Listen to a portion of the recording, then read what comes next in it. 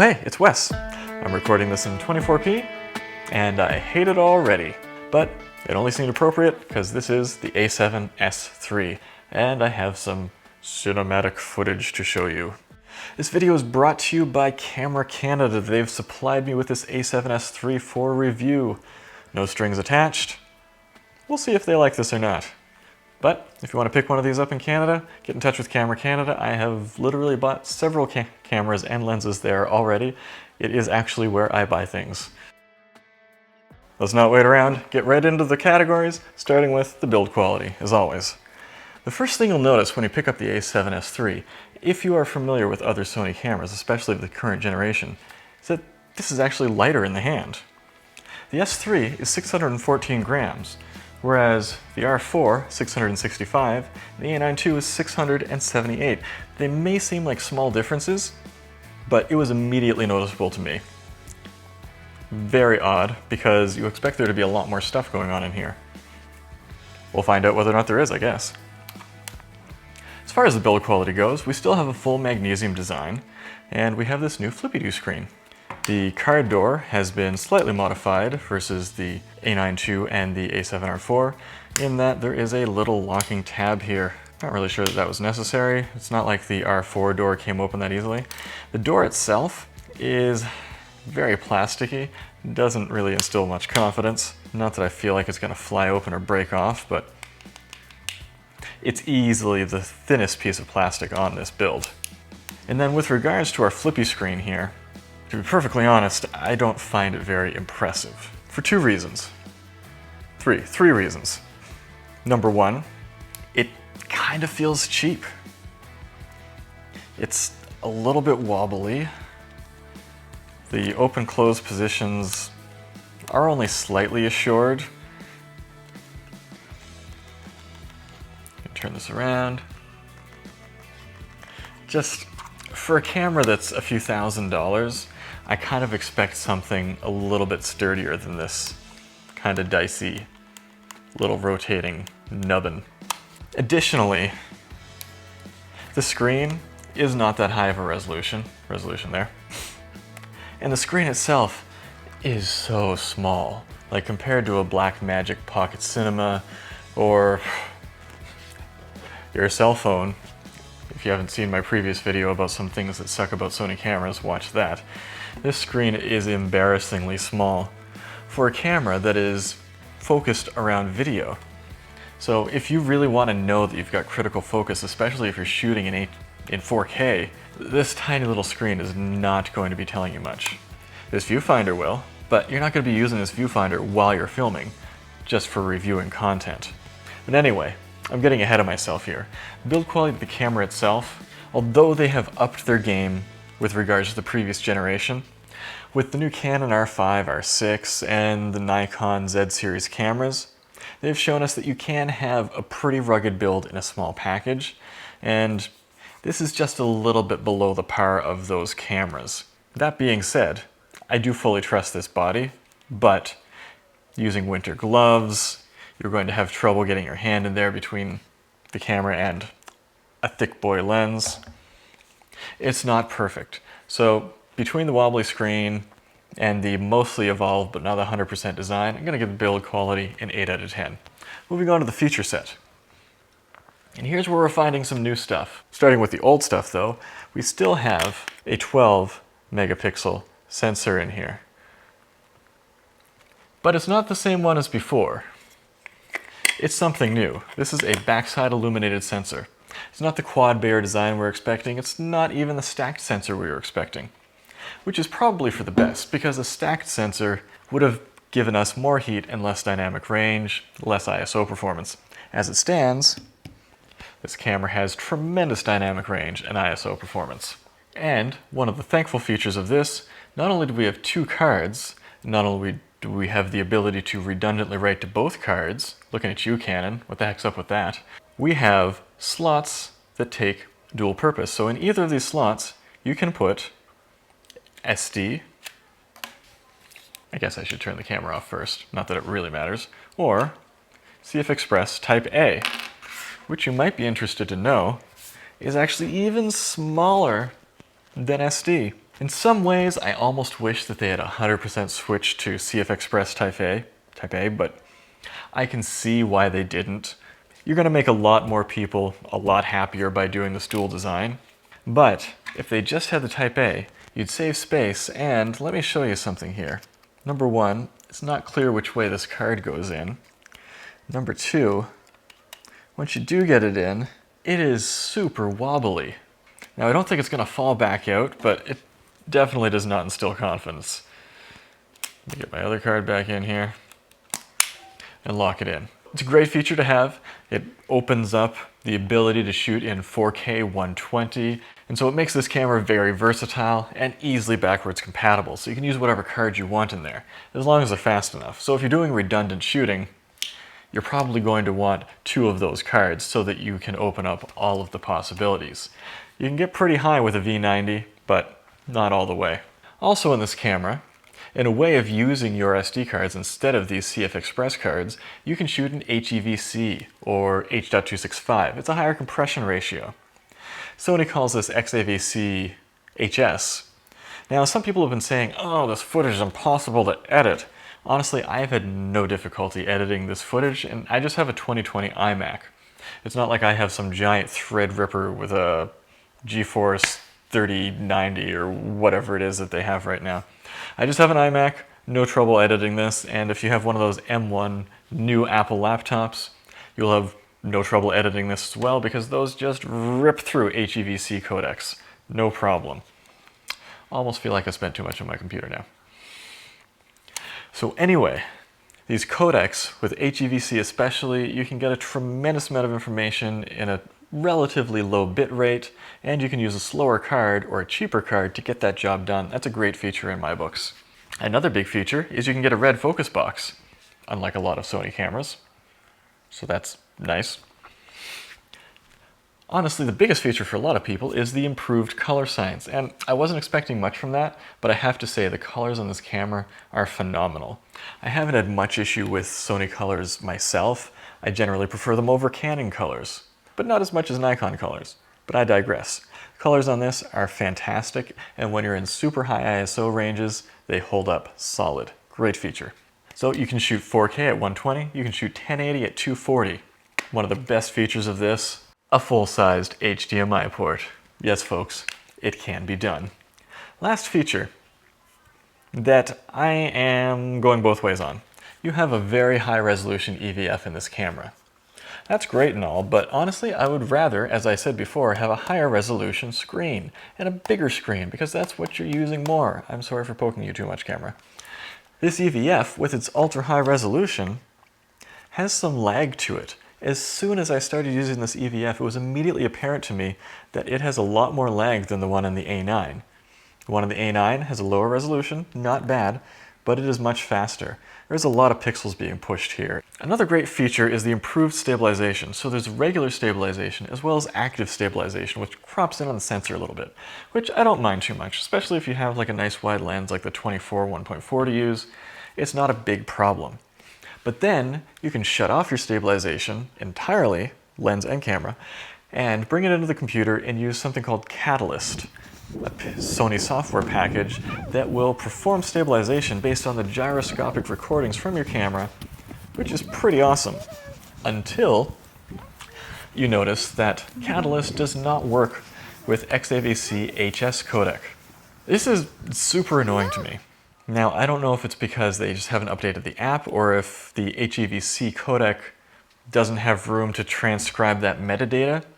I'm not really sure which it is, but I recorded a video and I upped my frame rate a little bit, further than one normally would for 24p video, because you're supposed to use a higher frame rate for using Catalyst stabilization, and then I couldn't stabilize it. Now, this isn't client work, this is just test work for this, so that's exactly what this is for. That's super disappointing. So if you're going to use Catalyst stabilization, you've got to use the larger, less compressed codecs, which is disappointing to me. Now, in using Catalyst, I've heard a lot of people complain that it takes forever.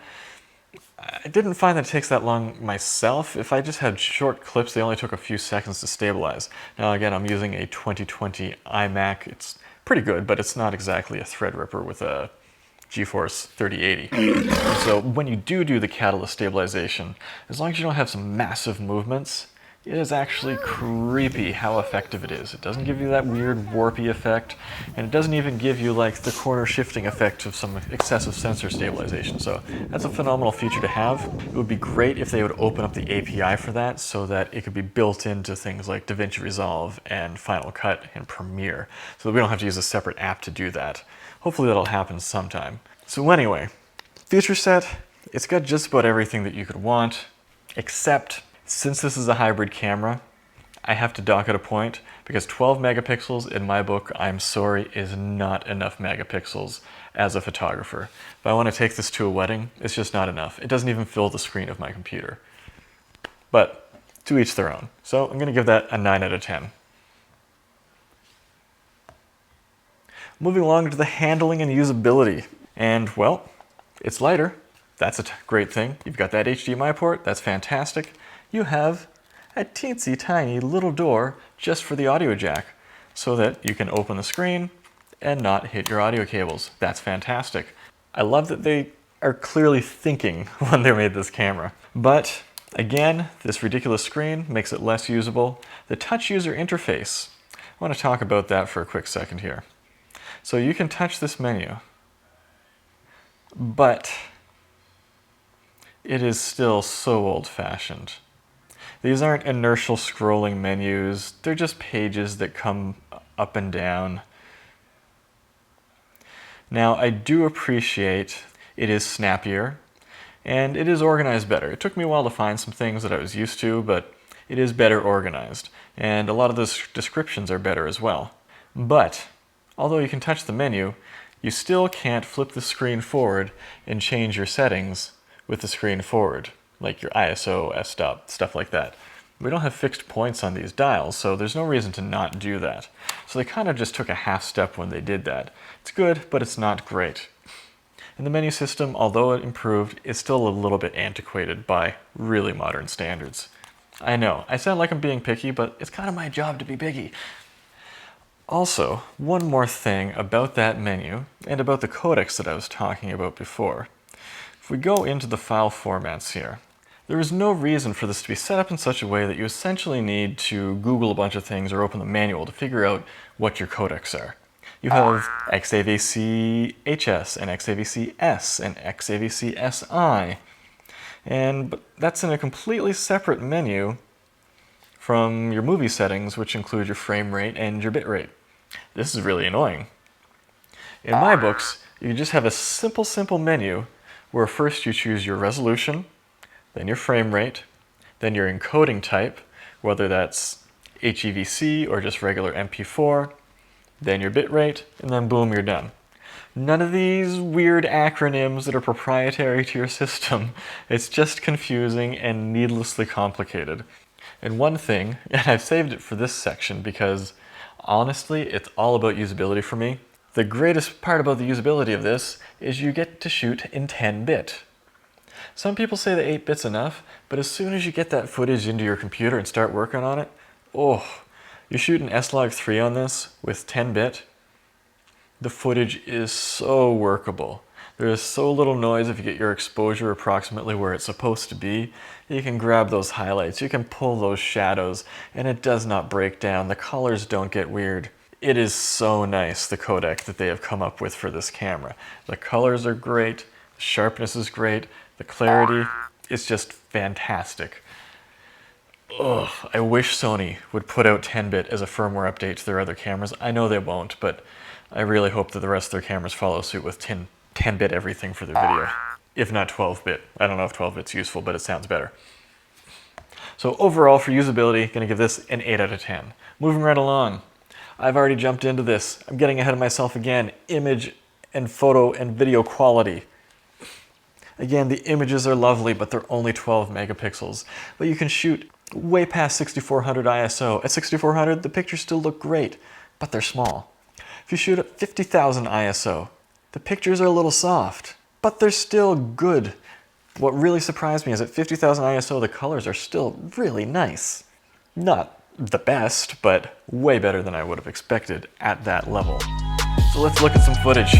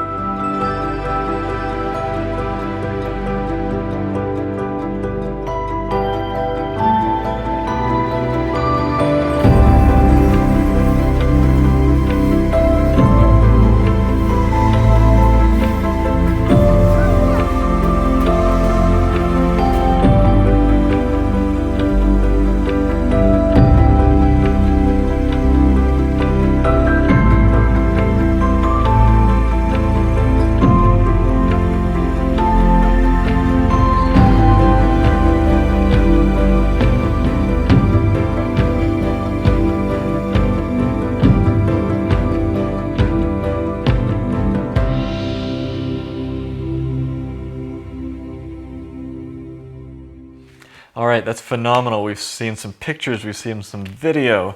I gotta give the image and video quality of this a 9.5 out of 10. Why 9.5?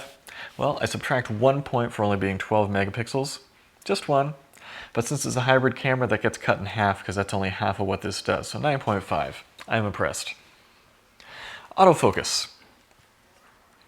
Yes, super solid autofocus, real-time autofocus. You got tracking, eye autofocus in video. Probably just about the best autofocus you can get in any camera video-wise. Your mileage may vary depending on what lens you're using. But in photo mode, it's still not quite as good as the A9, not quite as sticky, not quite as quick.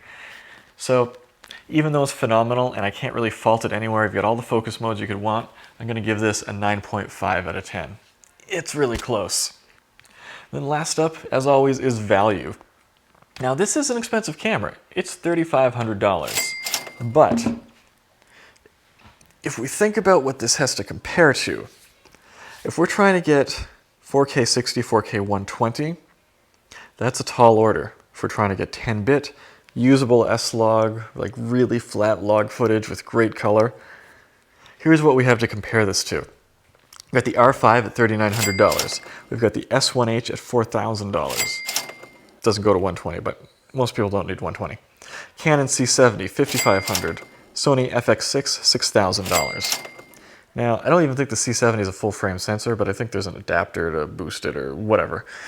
But anyway, in that field of really high image quality, in that level, this is a ridiculously good value.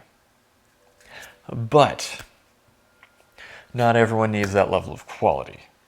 You can get a Sony a7 III that will do S-Log, but it's S-Log that you've got to get right up front or just use S-Log 2 because you're only 8-bit. But it still has tremendous dynamic range and will do the job of this, but in 1080. You can do 4K, but it's kind of annoying for autofocus and stuff. For the vast majority of people, this is too much. But for getting that specific work, that specific image quality and workflow done, this is a great value. I gotta give it a 9 out of 10. All right, so overall that gives us a 53 out of 60. That's actually higher than I expected. I think that's one of the highest scores I've given to something. As far as I'm concerned, I cannot buy this camera. Number one, yes, it is expensive. But number two, I'm primarily a photographer. And 12 megapixels just does not cut it for me.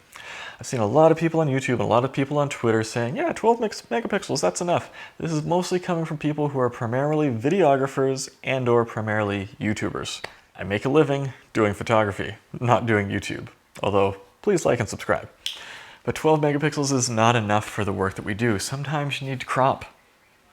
Sometimes you need to do things big. Okay, so for me personally, I want at least 24 megapixels out of a camera. 60 is a bit out there for me, but again, to each their own. Additionally, if I were to get this, I would need to get 2, maybe 3 of these. So that compounds the costs further, because the image quality on this is so vastly superior to the video quality that my other cameras produce. I would have to match it. It would be hard to match otherwise. So getting this camera would be a huge investment for me that I can't justify until I have 100,000 subscribers, which isn't happening tomorrow. And so for me, a7S III is a total no-go. For you, I don't know. If you want to get one of these, pre-order one of these, I have links in the description. And if you use those links, it would help support me, support this channel, and feed my cats, who apparently are napping elsewhere today. So thanks for joining me. If you have any questions or comments about the a7S III or anything else, let me know down in the comments below. I'm always down there. But until next time, go take some photos and maybe some video.